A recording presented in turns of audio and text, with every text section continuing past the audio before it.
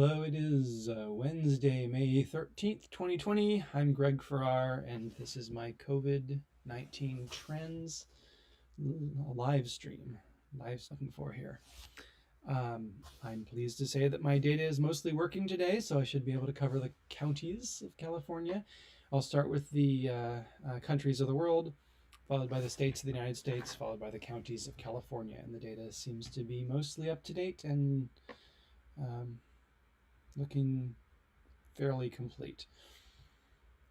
So let's just dive right in. Here we have the countries of the world. United States was way ahead of everyone in total cases, though you can see a little bit of sign of joy here as it turns, these 2 points being low, the trend line suggests that it's starting to slow down. The United States is slowing down and has been for probably a few days now.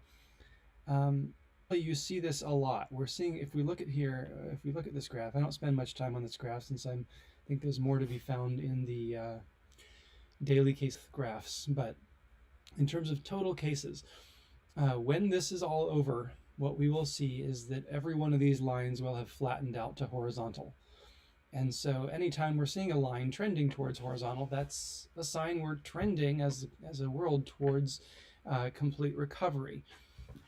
And we really do see that in a lot of these graphs. A lot of these started upward sharply and have trended towards horizontal. There aren't really completely horizontal yet. Maybe some of the smaller ones are very nearly horizontal, but we're only looking at the top 25.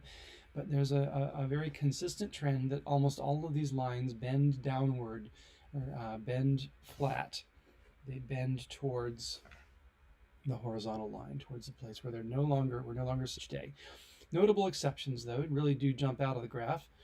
Russia continues to be, I'd say that right now, ignoring the United States, which is way off the scale that I've zoomed in on here, Russia, I believe, is number 2 now, and I think that was front page news as well. Russia is number 2 in the world in total cases. United Kingdom really is right up there, right next to Russia, and the ones that are passing are Italy and Spain. Those off, and with Russia and United Kingdom rising quickly, surely we are going to see Russia and United Kingdom become second overall.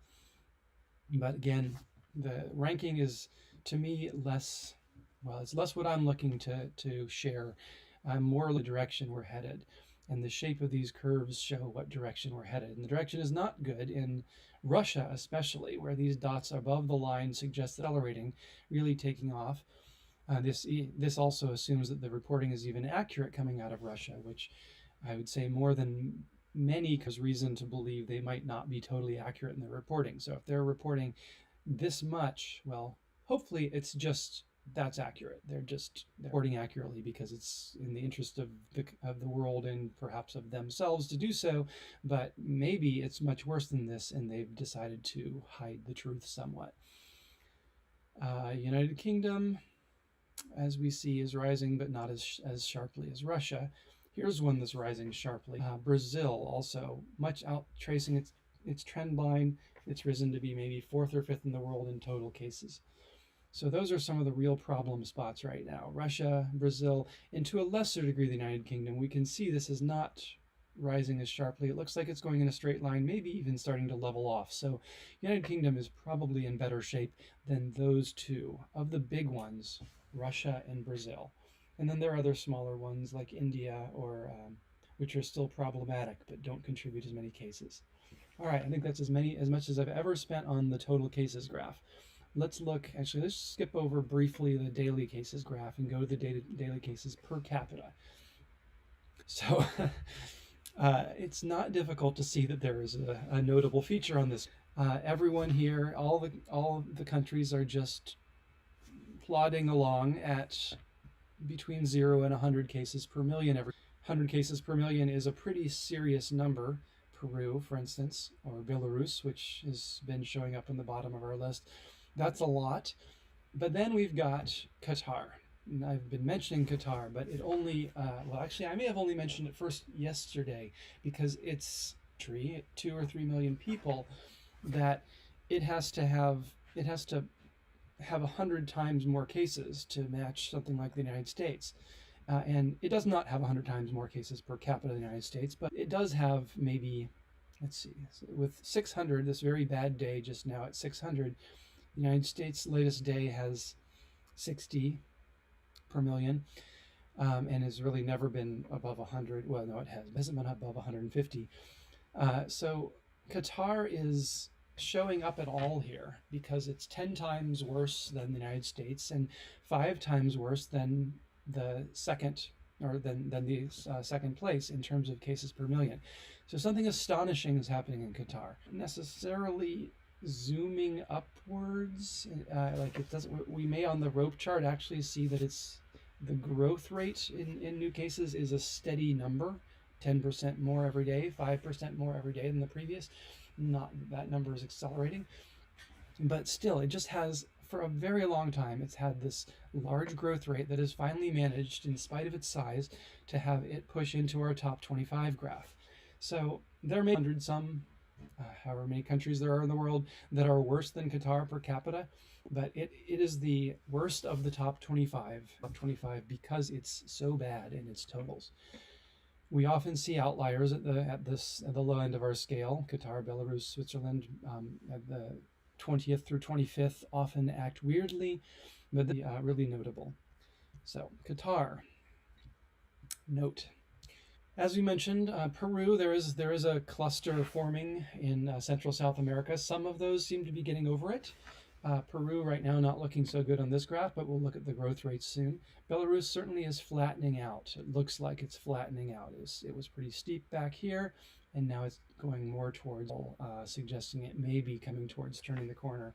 But it is still above 100 in per capita, which is, that's a lot. We don't have many countries been above 100 per capita for a single, per million for a single day. Chile, still going strong. Looks like it's maybe even accelerating. Russia, we mentioned, has a pretty bad going on there. Certainly one of the worst places in the world right now for coronavirus. In the United States, which is trending slowly, slower than it went up, it's trending downward. So the United States is looking better. But when we compare it to something like Belgium, which peaked pretty high, above 100, now, United States never, the trend line doesn't seem to have peaked above 100. Just zoomed down, and we've seen this in a lot of cases, but not the United States. The United States is taking its sweet time in descending that peak descending, and it has been doing so for a month.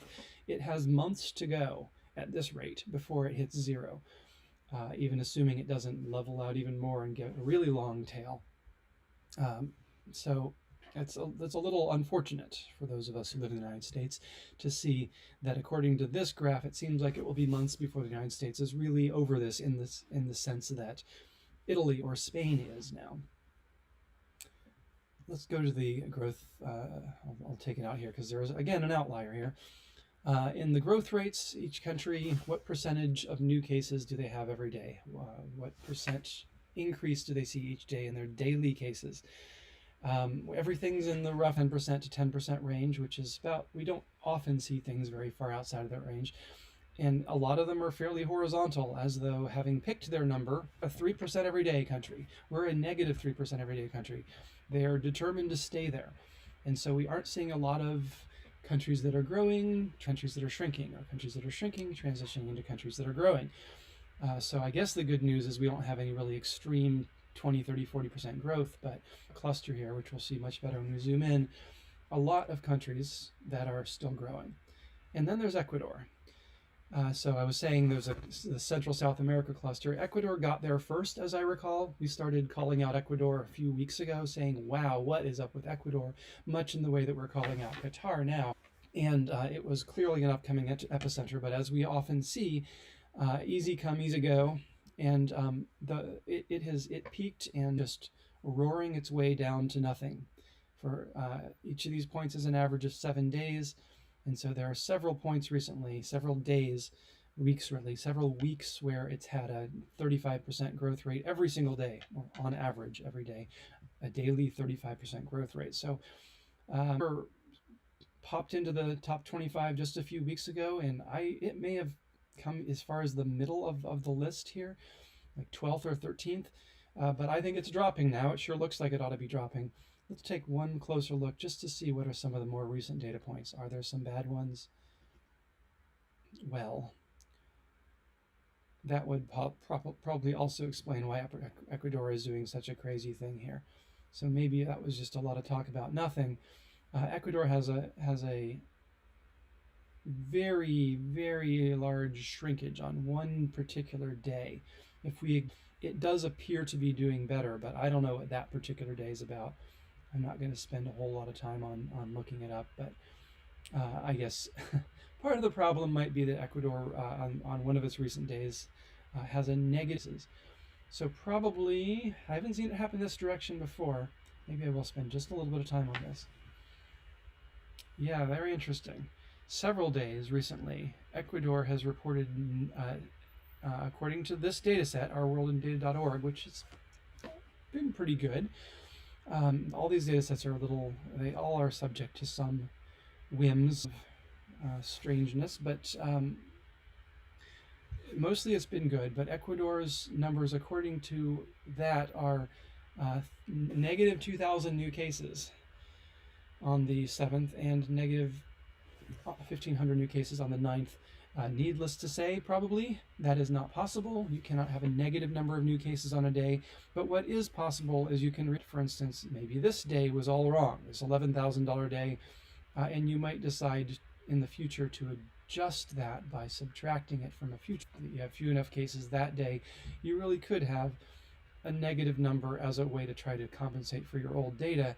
Why they wouldn't just subtract it from there, I can't say. So something weird is going on with Ecuador's data, but if we ignore the outliers, they're rising a bit.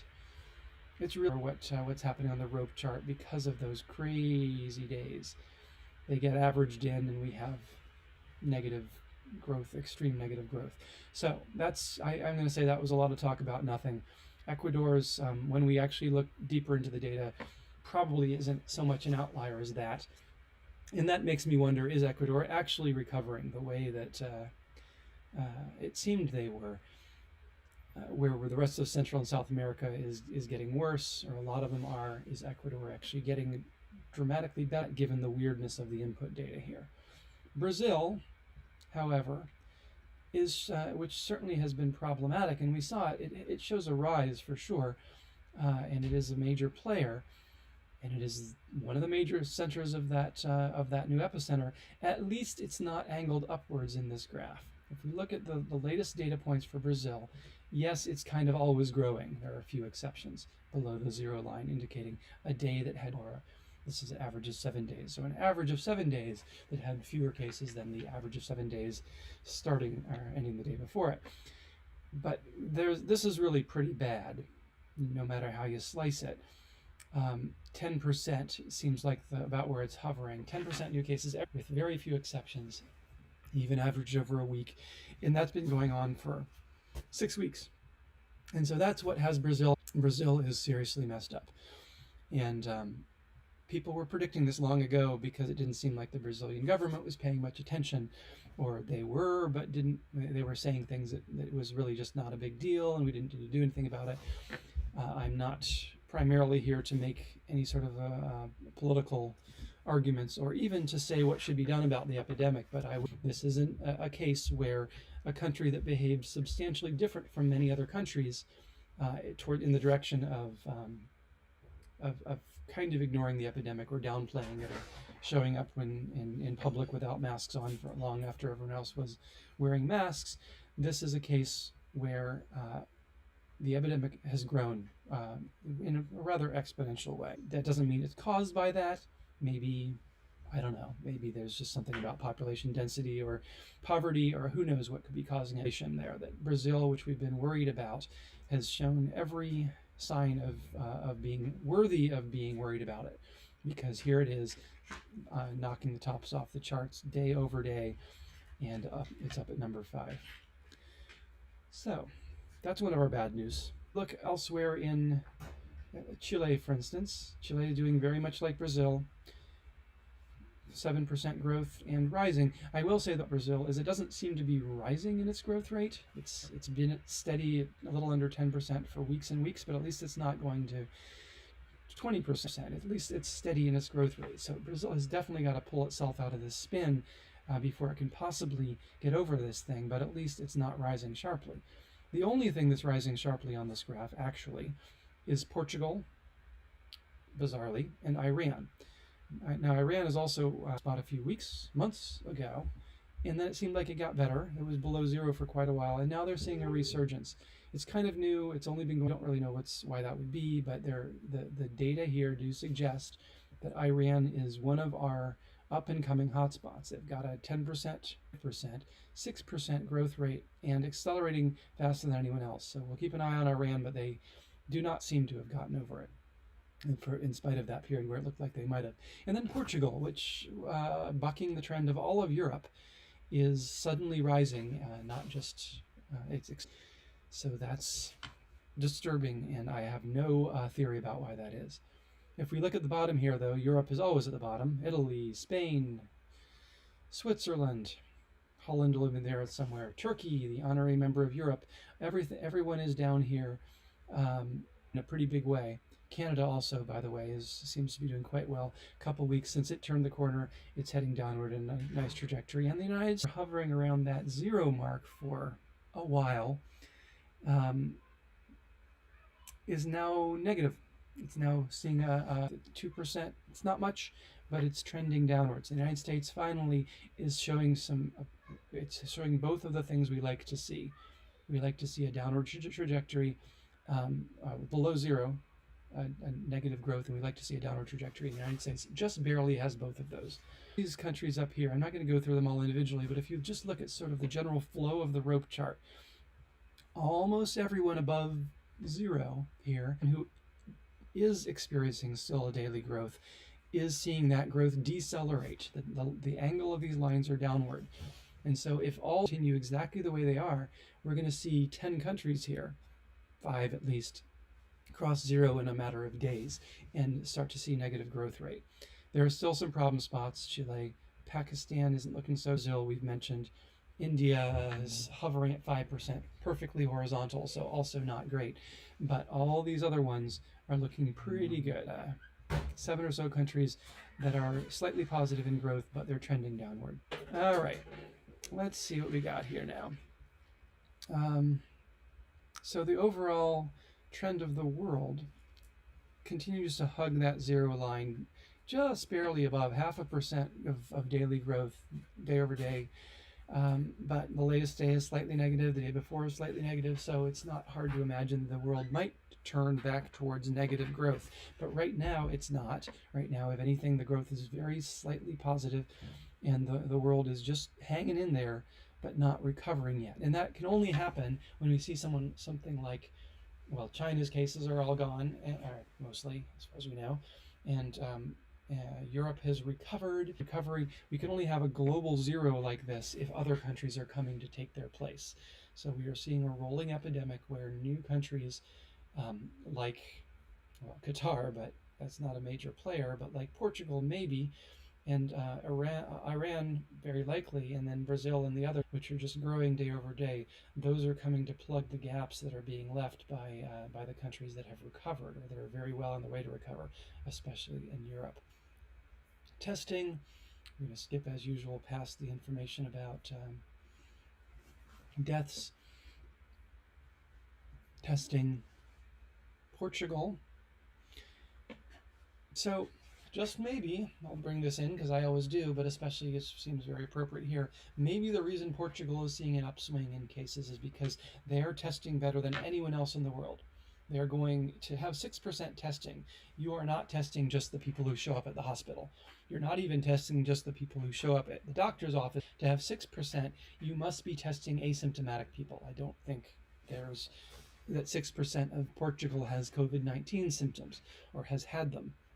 And so that means if half of cases are asymptomatic, which is very speculative, but it's one number that gets thrown around a lot, then once you've picked up your million cases, whatever Portugal has, I have no idea, once you found your million cases that were obvious, and then you just start testing and testing and testing, you're going to find another million cases that weren't obvious. and then whoever they infected, and so on. And so maybe the reason that Portugal is seeing a comeback is because they're uncovering all these cases that they didn't know about, that didn't even know they were sick. So that it may not be a coincidence that the leader among the top 25 countries, Portugal, in testing, is also the one experiencing sharpest growth in the world of new reported cases. And then we see Qatar. Coincidence? I don't think so. So that actually is somewhat worrisome information, because it suggests that if every country were to be testing at 6% total, we might all see graphs that look just like Qatar and Portugal. That there may be an immense hidden under the water portion of our iceberg remains yet to be unearthed through heavy testing. Well, maybe Belgium, which has been testing very well. Where is Belgium in the growth? I'm sure Belgium is one of the many European countries that are doing very well. Not sure, but let's find out. I think. Ooh, it looks like old Greg may be about to eat his words. There are 3 cases now. 3 cases, really good testing. And where we're seeing signs that the cases are rising significantly. Now, Belgium, the curve doesn't quite show it, but look at the last 5 or 6 days. There's 0 or well, it's 3-4% growth, but still, we're definitely going to keep heading. Let's keep going down the list. Let's see what number 4 has. If we look at number 4 on our list, Belgium was 3. Number 4 is Russia. Russia, a whole lot of new cases. Now, of course, it could be the other way around. It could be that these countries freak out when they realize that they're leading the world in new cases and money into testing. Could be. Testing is caused by high cases rather than high cases caused by testing. And of course, it's got to be some degree, but interesting trends we're seeing here. Ones that I'm just discovering them. We haven't talked about, I don't think.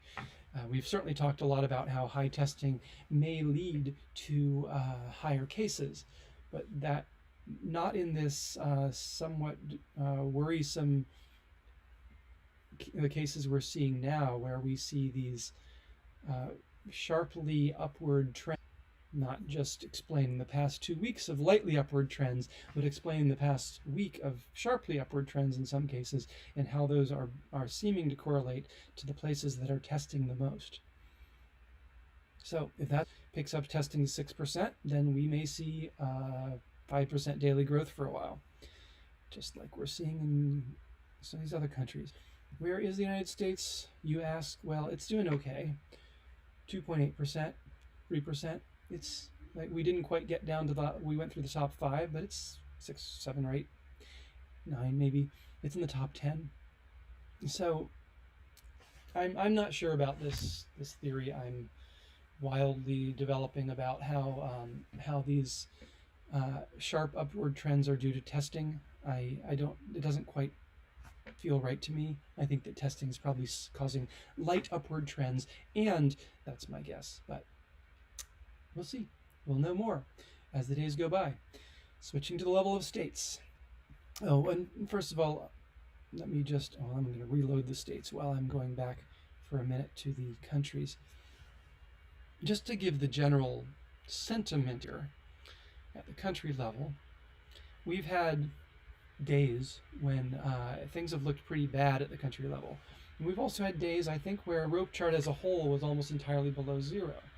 Right now, to summarize, how can you summarize this?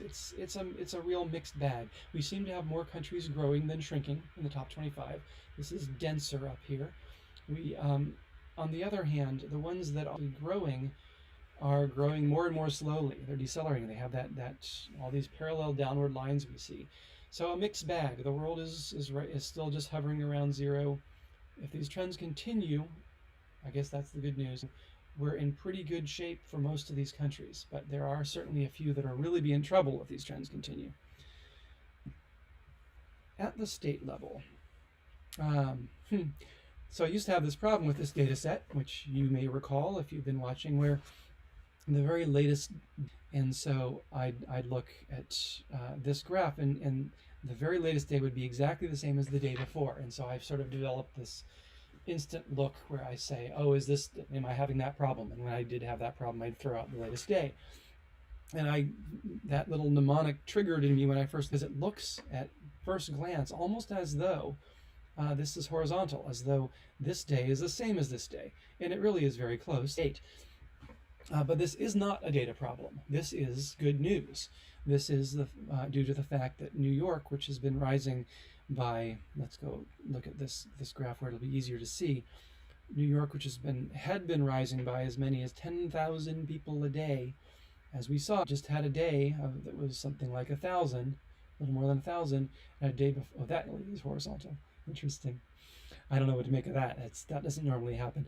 But and same with New Jersey, where it's just barely higher, 1,000.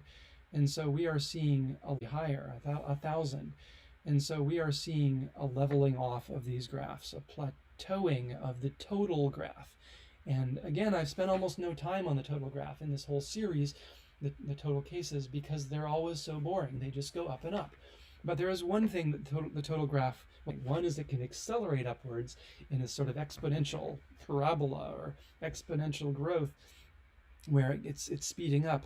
That's interesting and very troubling when it happens, but we never have seen that happen. We've actually really never seen much like exponential growth. Maybe this little section here is kind of that, a little flat, and then New York picks up and when it was really in its worst. But the other thing that a graph like this can do is it can level off when everything's done. And we are really seeing that here in New York and New Jersey. They are looking great. And if you look at them on this graph, great. New York even better than New Jersey because it was a lot higher, and now both of them have dropped to 1,000, 1,500 a day from where, if this was real, I don't know if it ever really was, New Jersey actually had 16,000 one day, but more typically it had 4,000. Now it's in the 1,500, so what's that, a third? Dropped by a third. New York has dropped from 10,000 down to 1,000 or as little as 1,000. Not probably, but they're both very much showing signs of recovery. And since they are the major contributors to the world, or have been, to the, well, maybe the world too, actually, but to the nation, to the United States, that's been a big deal, helping the United States numbers look good. But sadly, now that they've blown through all their cases and no longer have much to give back because they're doing so well, now we're seeing places like Illinois becoming the new leaders. And at this point in the United States, it starts how Illinois is doing than how New York is doing when it comes to total numbers. In fact, it matters more how California is doing, even though California in per capita numbers, as we've seen, is not that huge. In total numbers, California is number 2. We are number 2. We are number 2. Are rapidly dropping away. They'll probably pass Massachusetts, but it too is dropping away. And you've got Maryland and Texas actually as a significant contributor in total cases, above 1,000 a day. That's a lot. It's a lot of people to get sick, especially when you know that a bunch of them are going to die. Let's go to the per capita graph, though. Again, in per capita, since California is so very populous, and Texas as well, they're not major contributors per capita in terms of how bad they have it compared to the number of population. Illinois still wins that one. Rhode Island, with its extraordinarily bad epidemic, has nevertheless, because of its sheer smallness, managed finally to fall to number 2 and is recovering, clearly recovering. Massachusetts also recovering. Maryland is not looking quite so good. It hasn't really been on my radar that Maryland was a problem, but Maryland is visibly the 4th worst right now. 3rd worst. It's in in 3rd place in per capita. So Maryland has a problem, and so does Iowa, and so does Minnesota, and so does, to some degree, Virginia. And no one else, those 5 states, all of them with a significant number of cases and growing, those are the ones that right now are going to make the United States numbers look bad because everyone else is shrinking. So can Illinois plus Maryland plus Iowa plus Minnesota plus Virginia, can they generate enough new cases to offset the drops of these other ones? Well, they certainly can, because right now they're already generating at the same level as those other five. New York, sure, was a big contributor once, but now it's only giving 70 per million, and here's Illinois doing 225 per million. So yeah, this is the United States as a whole is going to look bad if these trends continue, because these five states are already right in the same range in terms of at least per capita as these ones, and as the big ones fall, their contribution is going to be less important per capita as well. And I guess the good news is that the five that are rising are not super populous states, at least.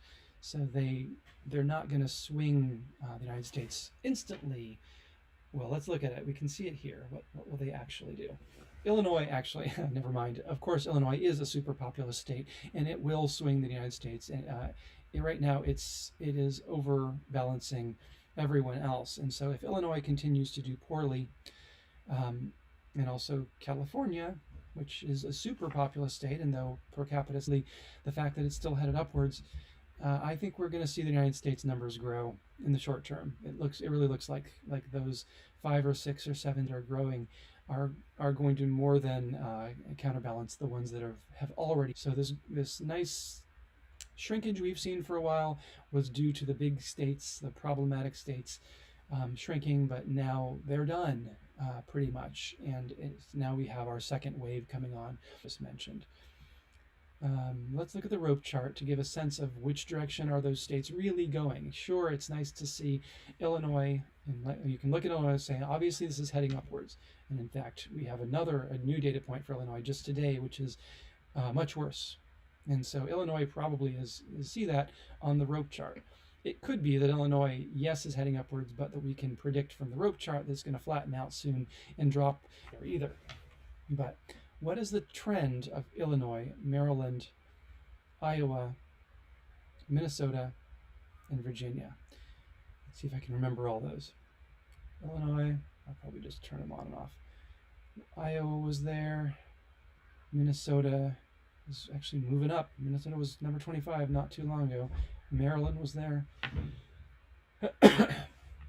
Illinois, Maryland, Iowa, Minnesota, Virginia. That's the one I don't have. There's Virginia. Virginia. So zooming in on the states that we see are growing, are they accelerating? Is this going to get a lot worse, very quickly, or are they getting better? Well, they're getting better. In fact, in the case of Iowa, the rope chart says that Iowa isn't going upwards at all.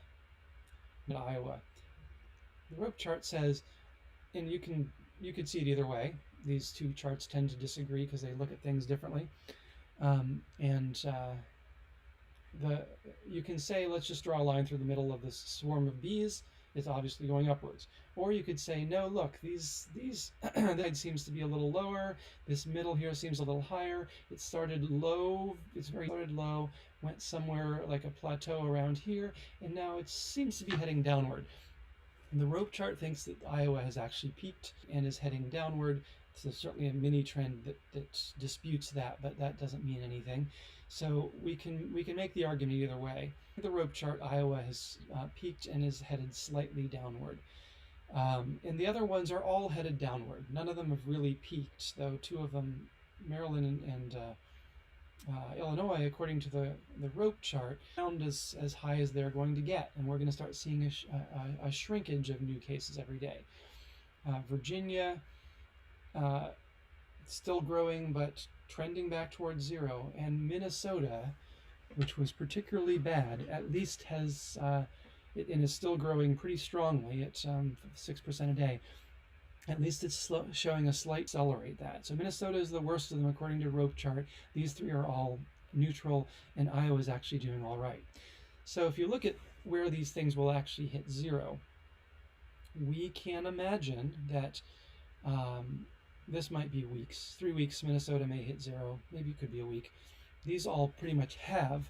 And so that upwards pressure from the growing seems to be waning. The pressure is waning. They're still growing, at least, well, we'll see. We'll see. Maybe not, but they're at least not shrinking, except maybe Iowa.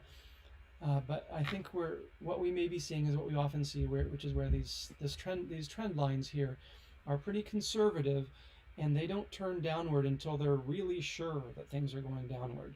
And we saw this with New York as well. It was just kept going upwards, and we'd look at the data and say, well, it's been kind of looks like it's been heading downwards for 2 weeks. Why isn't the trend going downward?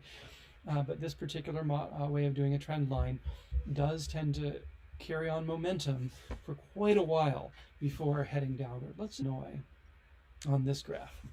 So it's really hard to say. They had one really bad day now, but other than that, we could totally believe that they'd peaked and are dropping. Hard to say. So will the United States continue to grow? I just made two arguments. One that said, according to this graph, we're likely to continue to see a growth in new cases day over day. I actually believe this graph more. It's more of a future-looking graph, and it does, in my experience, tend to predict pretty well where things are going. According to this graph, those lines aren't really headed upward mostly, with the exception of Minnesota, which is a small contributor anyway. Those actually have flattened out already. They already have flattened out, and some of them are already headed downward. So according to the rope chart, combined with what we see here, I think it's reasonable to imagine that we will see the cases of all these states dropping. And with all of them dropping, along with the big ones dropping, we'll see the United States dropping. So that's good news. If we look at the states as a whole, on the rope chart, I also, from afar, I'd say that looks like it's trending downward. Certainly zooming in, it looks like it's trending downward. One's trending downward. There are a few exceptions. Indiana and Louisiana, yeah, those two are still trying to buck the trend and head back upwards. I guess to some degree Washington, but none of them are growing fast right now. They're just showing a 10 faster in the future. And we'll see. We'll see. Could all just be testing. It could be that these were a little slower to catch up on testing. It could be that now that the testing has come online strongly in the past week or two, which for a little bit made our rope chart look kind of bad, as almost everything was trending upwards. Now we're seeing what we were hoping we would see, which is testing has caught up to demand. We're able to test people. We're testing very quickly in all states, or at least quickly. We obviously do better. Iceland is still tested 16% of its population, and various other places have done better than the states are. But there's a good sign. These are good trends. Almost all of these are trending downwards towards less growth. There are very few states that are actually accelerating, and most of them are already there. Most of them are already shrinking. And so, yes, I think the United States is going to see a shrinkage of new cases even more in days to come. And of course, we're seeing that already. You look at the big graph, it's got this very slow downward trend, but we look at this, you'd think that trend might be about to reverse.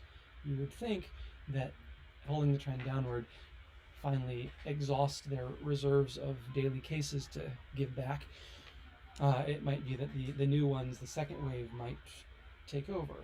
But my guess from this, it's not going to happen. The United States will keep dropping.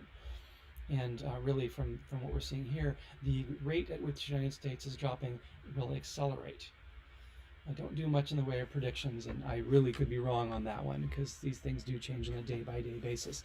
But that's what the data point to. Testing by state, Rhode Island, as always, the clear winner, 9%. New York is doing very well at 6%. Massachusetts also. Louisiana, New Jersey, Tennessee. Oh, I want to take a look at Colorado. I think I kind of glossed over that, but Colorado is of much interest to many people who listen to this, or some anyway. Colorado, I'm blinking here, is right there in the middle. It's not doing too bad. Actually, let's look at Colorado and Georgia, because those are the two that we've really been keeping our eye on. Colorado and Georgia, which some would say open too soon. I don't say that, but some would. Colorado and Georgia are taking divergent paths here. Colorado has had some bad days recently, though the latest day is quite good, 6% drop of new cases, and so it's staying below zero. It's not losing its grip. It's still shrinking, but the trend is back to go above zero. So we'll see what happens. It could go either way, but if we just had to base it on the trend line, Colorado is very slowly turning the corner back towards positive growth. Meanwhile, Georgia, which also did some somewhat risky things, kind of the exact opposite. It has one bad day. The last 7 days combined have a 6% daily growth rate. But the trend, if you look much longer, with a downward trend and 5% fewer every day, and given that it's been 18 days maybe since Georgia did its first questionable move towards opening up, given that by now we would really have expected to see the incubuses take hold, and we would expect to see an uptick.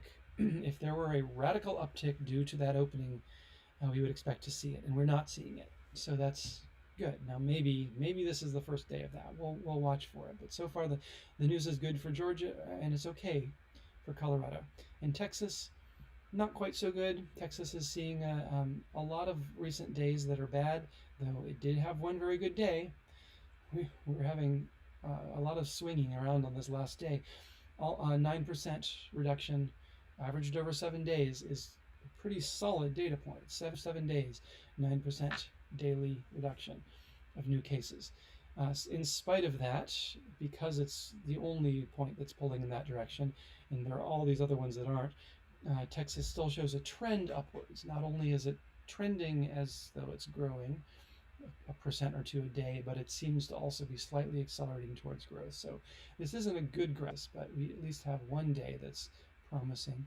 Here is our most recent day for Texas. Is that our most recent? It is. It just seemed like there should be another day in there. All right. Well, actually, let me just see. What is the date on that? Yeah, May 11th. So we don't have May 12th data for Texas. That's interesting. Okay. Population tested by state. Yeah, we'll look at testing for a few. Ohio, Louisiana. Come on, Ohio. Show me just Ohio. Louisiana. Remember 6%, I think. What was it? What was the great one? Rhode Island, 9%? Yeah, 9% is our gold standard. California. I really can't complain about California, which is too bad because I really enjoyed that part of my show. But California is doing well with 2.6%. Everyone's doing well, really. You hear a lot of complaints about testing, and certainly it would be great if we could test 100% of the population, but isn't that have gotten over it while testing at much lower rates than this. I'm not so worried. I think that the United States is on track to recover with just the testing it has now. And even better, that's true. Yeah, look at those. Look at those. I've zoomed way in, so this steepens the angles. But any line here that is horizontal, any line that is angled upwards, is a state that is accelerating its testing. And if you look at the last 2 weeks, we've seen a tremendous acceleration of testing. Maryland, to pick one at random, is testing 9/100 of a. That's good or bad depending on where you look at it. But comparing it to, can I pick it out here? Was it Minnesota? Maybe it's Minnesota. Yeah, Minnesota testing 0.09% per day. But you look back in the graph and it was at 4/10 or 2/10 back here or 1/10 back here. It's 9 times faster than it used to be, its testing rate. Louisiana, well, actually, Louisiana's data is weird. I'm going to ignore Louisiana. It's missing data points. Also, somewhat at random, now testing 0.1% every day. So every 10 days, it tests another percent. More, really, every 9 days. But just a few weeks ago, in mid-April, it was testing 0.03%. So is that quadrupled? Have I got this right? 1.1 from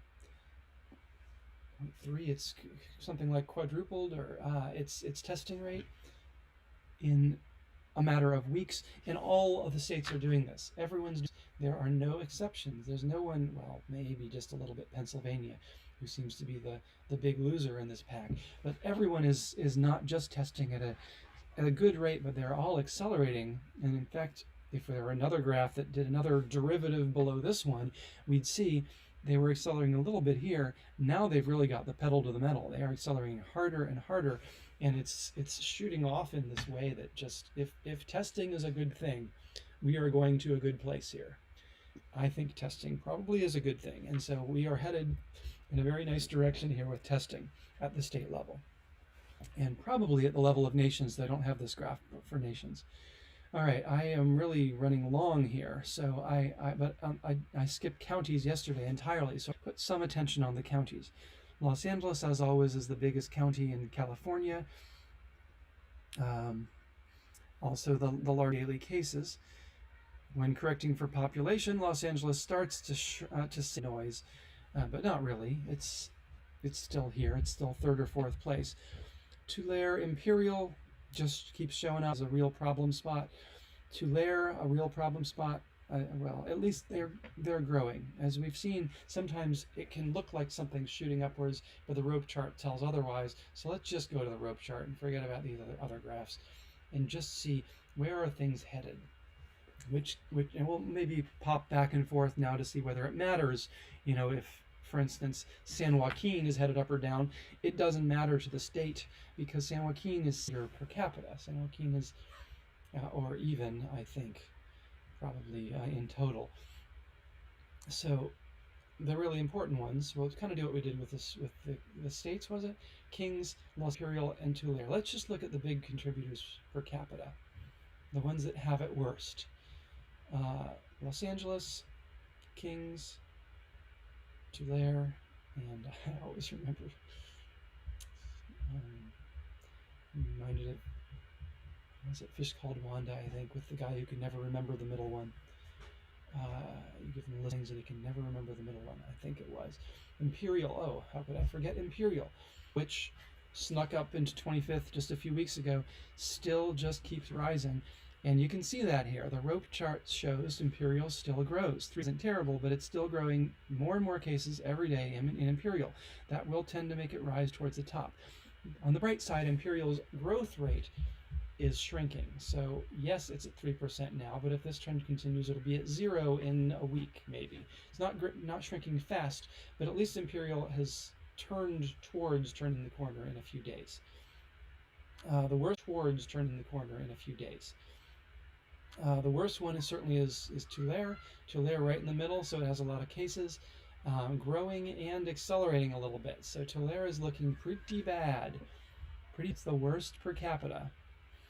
It's the worst rate among those ones that are the worst per capita, and it's also accelerating. Let's just take a quick look at Tulare and the total number, get a sense of, does it matter? 1,600, does it matter for the state numbers? 1,600 is the worst we ever see. Sometimes saw 1,600 in a day. Tulare sees 100 in a day.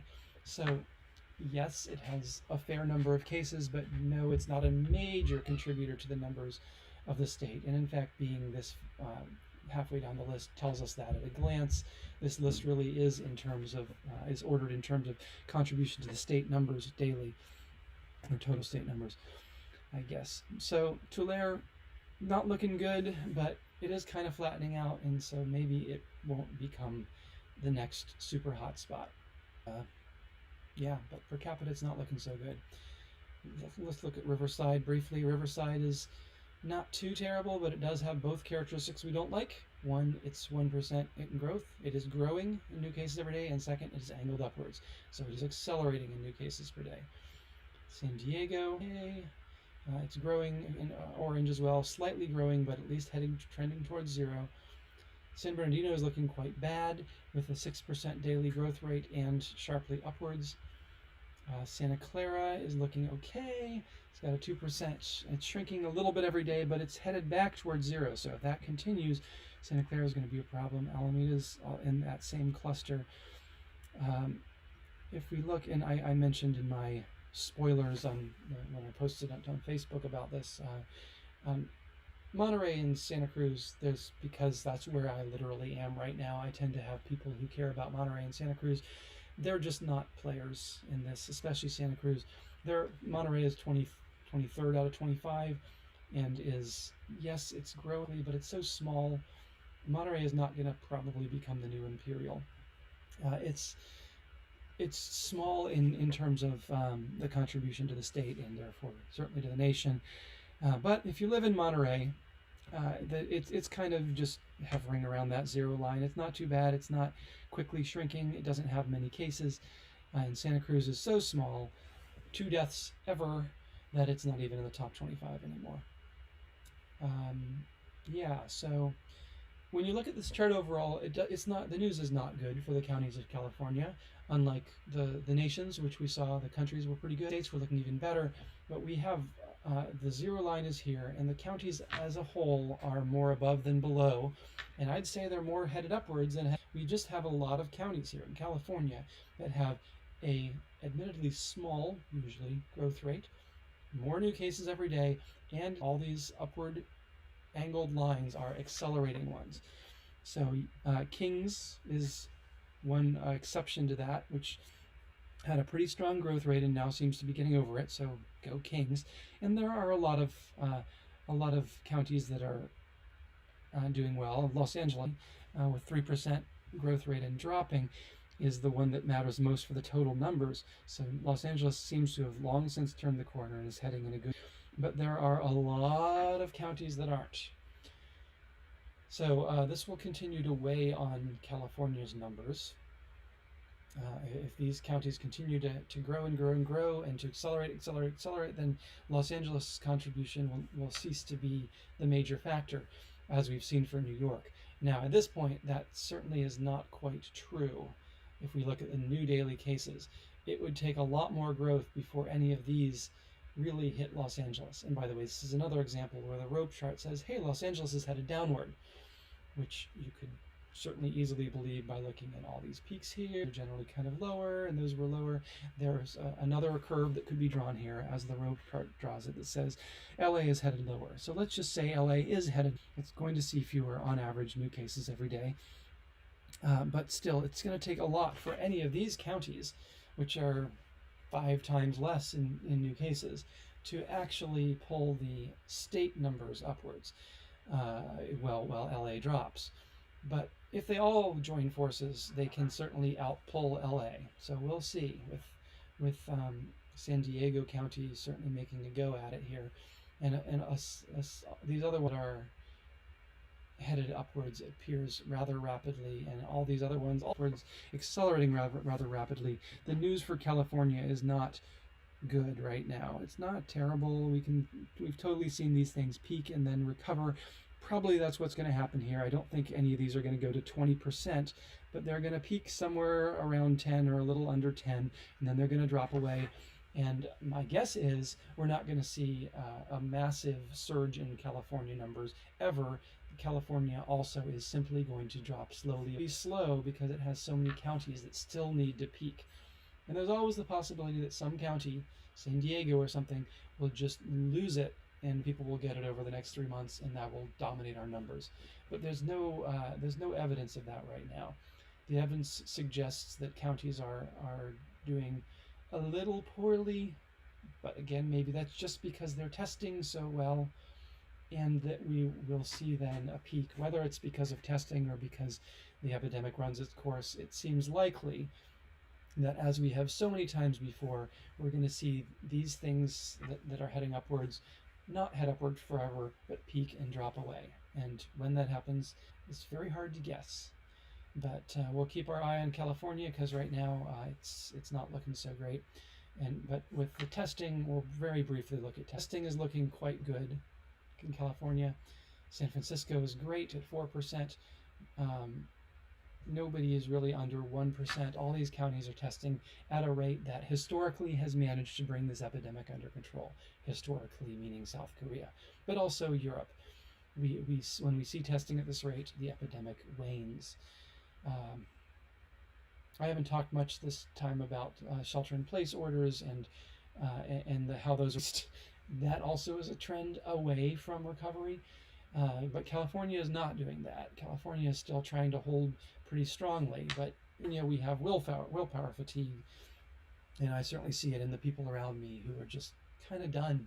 They're kind of done with the lockdown, and eventually knowledge that there's only so far people can be pushed, and they are eventually willing, even if they don't consciously say so, they're willing to sacrifice lives so that they can go out and play with their friends, and get jobs and see the economy recover and all the other good things that happen. So maybe that's a sad thing, or maybe that's just human nature, but I do think we're going to see more of that as well. And governments are going to be forced to unlock before the epidemiologists or the infectious disease experts say they should, just because people can't stand it. So I hope, my hope, this is totally out of the realm of data here, my hope is that though we're not going to be as careful staying away from each other in the future, that the will more than compensate. That is my hope. And and we'll watch in the next few weeks to see whether that's true. I'm Greg Farrar.